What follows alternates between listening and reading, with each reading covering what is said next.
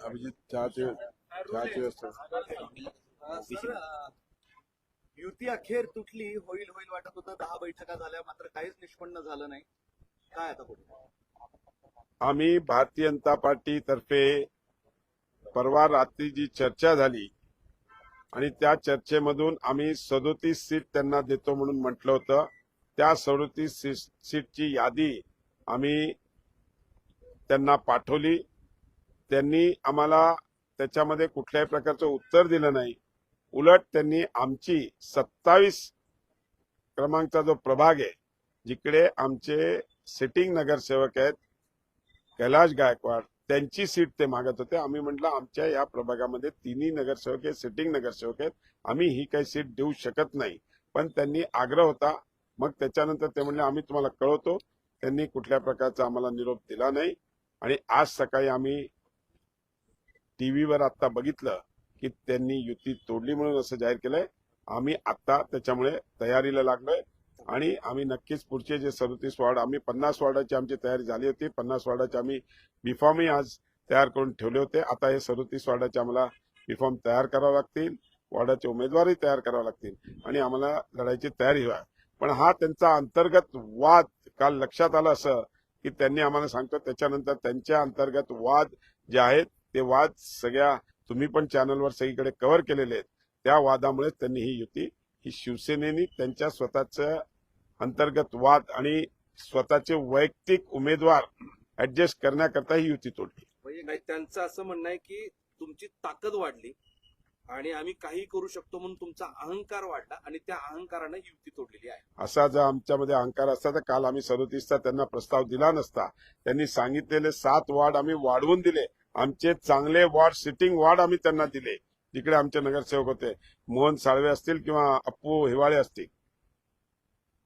पण तुमचा अहंकार इतका वाढलेला आहे की तुम्ही आम्हाला कमी जागा दिल्या. हे शहर आमचं होतं, आमची मोठी ताकद होती असं त्यांचं म्हणणं आहे आणि सीएम डीसीएम हस्तक्षेप करून तुम्ही जुमाने ना म्हणून. असं काही नाहीये. आम्ही जर तसं नसतं तर आम्ही लेखी स्वरूपात त्यांना का दिलं आणि तुम्ही जर ती वाचली आधी तर त्यांना चांगले सगळे सिटिंग वॉर्ड आम्ही त्यांना दिलेले आहेत.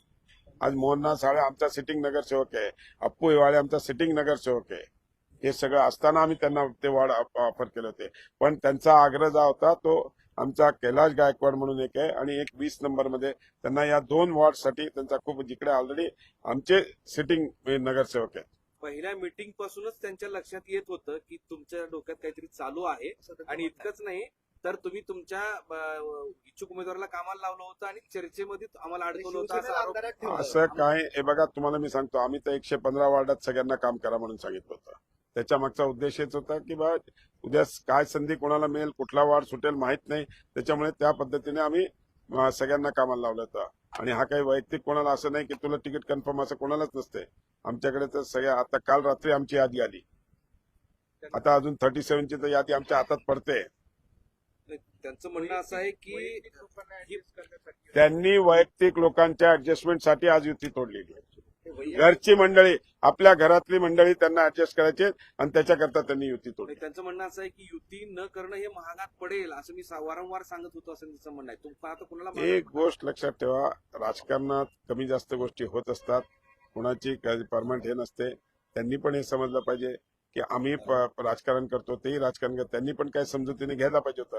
मला सांगा, सिटीन 3-3 नगरसेवक देणं हे आमच्यासाठी पण अवघड आहे ना. शेवटी आमचाही संघटना, आमचाही पक्ष आम्हाला चालवायचा आहे. पुन्हा पुन्हा त्यांनी अहंकारावर बोट ठेवलेलं आहे तुमच्या. अहंकार कोणाला हे तुम्ही रोज टीव्हीवर बघतात. मला दाखवायची गरज नाही, बोलायची गरज नाही. कारस्थान केले ते मला माहित आहे, पण युतीच्या तोंडावरती ती बोलणार नाही आणि स्थानिक नेत्यांना आवरा, मला तोंड उघडायला लावतात. स्थानिक नेते ठीक आहे, चिखलफेक कराल तर चिखलफेक होईल असा इशारा त्यांनी दिलाय आणि सावध केलाय. हा त्यांनी स्वतः ह्याच्यावर आत्मपरीक्षण करावं. आम्ही कशाला सांगायचंय?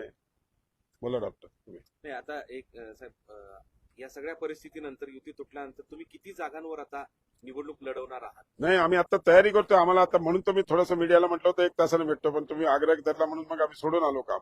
आम्हाला तर सगळ्या आता या 37 वार्डात उमेदवार पासून बी फॉर्म पासून सगळी तयारी करायची. अवघे 3.5 तास शिल्लक आहेत. करू आता ना, या करू क्षणात करू करू त्याला काय आमचे हे बघा, उमेदवार तयार आहेत. बी फॉर्म काय लिहायचा विषय आहे आणि त्यांना सांगण्याचा विषय आहे. तोच आकडा काय, किती 87 साठी प्रयत्न 87 साठी आमचा पूर्ण प्रयत्न आता आहे. फटका बसेल ना, युती तुटल्याचा फटका तर तुम्हाला बसेल ना आता. हे बघा, दोघांनाही आहे. प्लस मायनस तर होणारच आहे. अजूनही काही आहे शक्यता? नाही, आता काय त्यांनी जाहीर केलं, त्यांनी बी फॉर्म इश्यू करून टाकले. ते म्हणतात तुम्ही फॉर्म आधी दिले ते म्हणतात कोण? तुम्ही युती तोडली. अरे अजून तर आमचे जे 50 आहेत त्यांचाही बी फॉर्म आम्ही दिलेला नाही अजूनपर्यंत. मुद्दा असा आहे, आता आम्ही 12 वाजता सगळे इश्यू करणार आहोत. ते म्हणतात तुम्ही तोडली, तुम्ही म्हणतात त्यांनी तोडली. एकमेकांवर आरोप. साहेब, एक लक्षात ठेवा, आम्ही 37 ची यादी लेखीमध्ये त्यांना दिलेली आहे ठरल्याप्रमाणे. आता तुम्ही मला सांगा, ज्यावेळेस रात्री 37 ठरली, सकाळी तुम्ही परत म्हणतात की आम्हाला तो कैलाश गायकवाडचा पण पाहिजे, आम्हाला तो 20चा पण पाहिजे. हे बरोबर नाही ना. जो आकडा ठरला त्या आकड्यावर आपण स्टिक राहायला पाहिजे. रोज एक एक वाढ तुम्ही वाढवत जाल. आणि मला सांगा, राजकारणात सिटिंग नगरसेवक ज्या पक्षाचा असतो किंवा एखादा सिटिंग आमदार असला तर तो सोडणं हे एथिकली करेक्ट आहे का, हे एवढं सांग. तुम्ही म्हणतायत, रात्री तुम्ही प्रस्ताव दिला त्यांनी काही बदल सांगितले आणि त्यांनी दिवसभर वाट पाहिली, मात्र तुमच्याकडनं निरोपच नाही आला. असं नाहीये. त्यांचं आमचं बोलणं झालं, त्याच्यातही एक बदल करून आम्ही त्यांना दिला. 37 करून दिले. त्यानंतर परत 8 नंबरमध्ये हा नको, हा पाहिजे. 11 नंबरमध्ये हा नको, हा पाहिजे. म्हणजे प्रत्येकाच्या वैयक्तिक त्यांचे मंडळींचा त्यांना सेव्ह करण्याकरता हा नको, हा नको, हा असे त्यांनी 4 प्रस्ताव पाठवले. म्हणजे घरातल्याच लोकांना ऍडजस्ट करतायत ते. येस. बरोबर साहेब, युती तुटली हे चांगलं झालं का अडचणीचं ठरलं? नाही, अडचणी दोघांसाठी. आम्ही मित्रपक्ष आहोत, आम्ही शेवटी सत्तेत एकत्र आहोत. आज आम्हाला प्रचार करताना पण आम्ही प्रचारामध्ये आमच्या विकासाच्या मुद्द्यावर, या शहराच्या विकासावर आम्ही आम्ही मैत्रीपूर्ण लढत नसणार आहे, आम्ही आता थेट लढणार आहोत, तसं उत्तर देणार आहोत. ठीक आहे ना, करू ना, त्याच्यात काय आहे. हे बघा, आम्ही विकासावर लढणार आहोत. आम्हाला काय याच्यात राजकारण नाही. आम्ही शहराचा विकास, येणारं शहर जे डीएमआयसी मध्ये आज 52,000 कोटीचे उद्योग येत आहेत, येणाऱ्या काळामध्ये या शहरामध्ये युवकांना, बेरोजगार युवकांना संधी मिळावी, हे शहर विकसित कसं करता येईल त्याकरता, त्याच्यावर आम्ही मेनली काम करणार. युती त्यांनी तोडली असं तुमचं म्हणणं? 100% त्यांनी तोडली. त्यांनी आम्हाला अंधारात ठेवलं.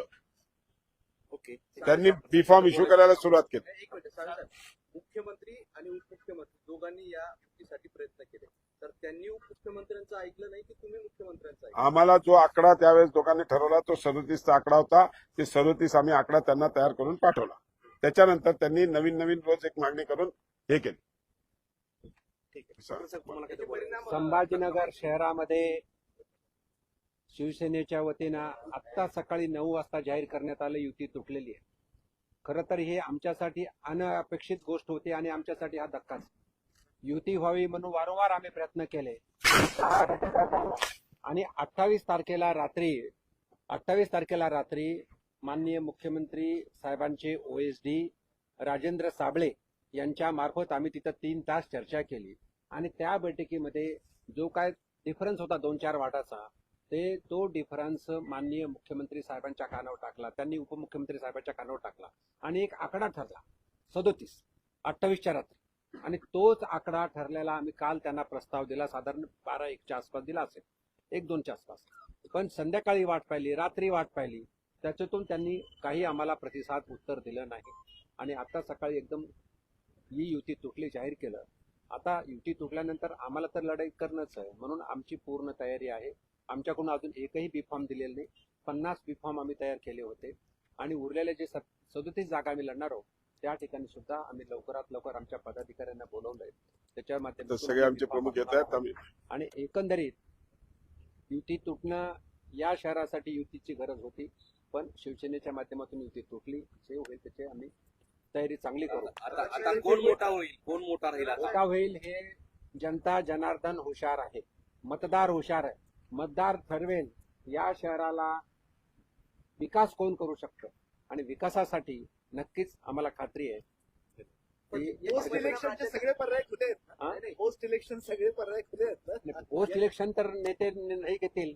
पोस्ट इलेक्शनचं परत युती होईल, त्यात काही सांगायची गरज नाही. राज्याच्या राजकारणावर म्हणजे तुम्ही वरती पण योग्य आहे अशा पद्धतीने हे तुम्हाला आव्हान देतात नाही, वरच्या युतीबद्दल आम्ही काहीच बोलतो. मी आम्ही म्हटलं ना शहरापुरतं ते आमचे बोलतोय. मित्र पक्ष आहेत वरती शहरापुरतंच बोलणार. शहरातच. आता नगरपालिकेमध्ये पण आम्ही अनेक ठिकाणी वेगळे वेगळे लढलो. तुम्ही मित्र म्हणताय ते मात्र आता शत्रूच्या भूमिकेत ठीक आहे ना, त्यांना शत्रू ते शेवटी विषय मुख्यमंत्री ठरवतील.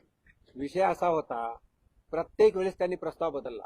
कारण माननीय पालकमंत्री एक सांगायचे, त्यांच्याच नंतर ऋषिकेश जयस्वाल एक सांगायचे आणि खासदार साहेब वेगळे हा, ते सांगायचे, तीन जंजाळ साहेब वेगळे सांगायचे. खासदार त्यांच्याकडे साहेब, तुम्ही बोलता मी सुद्धा खासदार आहे.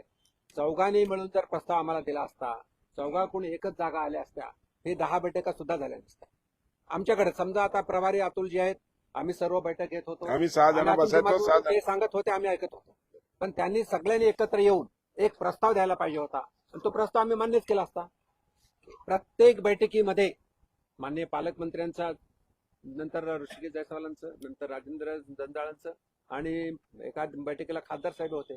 मी तो खासदार आहे म्हणे, हे घ्या ते घ्या. म्हणजे त्यांनी लिहून आणायला पाहिजे होतं, ते द्यायला पाहिजे होतं. ते कधीही झालं नाही. आणि शेवटची बैठक झाली, त्या बैठकीत जे ठरलं ते आम्ही त्यांना लिहून दिलं, बाबा हे तुम्हाला मागितलं, आम्ही दिलेलं आहे, त्याच्यावर मान्य करावं. आमच्या अध्यक्षाने दिलं, ते मान्य करायला पाहिजे होतं. ते तर केलंच नाही. आता युती तोडली त्यांनी. दोघांच्या भांडणामध्ये तिसऱ्याचा लाभ झाला तर त्याला जबाबदार कोण? दोघांच्या भांडणामध्ये तिसऱ्याचा लाभ होऊ देणार नाही, कारण इथला मतदार हुशार आहे आणि मतदार निर्णायक मतं देतील. मतदारांना कल्पना आहे की शहराच्या विकासासाठी जे आमच्या मार्फत जे काम होऊ शकतं, जे काम झालेलं आहे आणि जे होणार आहे, ते मतदारांना कळतं. केंद्रीय लेवलला असेल किंवा राज्य लेवलला असेल, म्हणून मतदार नक्कीच आम्हाला काय नंतर भाजपला साथ शहराच्या विकासासाठी कुठल्याही प्रकारचा खोडा येणार नाही. Yes, thank you sir, thank you so much. धन्यवाद. आता बसा. हे चहा मागवली का? ते बंद करणार आहे. आम्हाला आम्ही यादी काढली ना.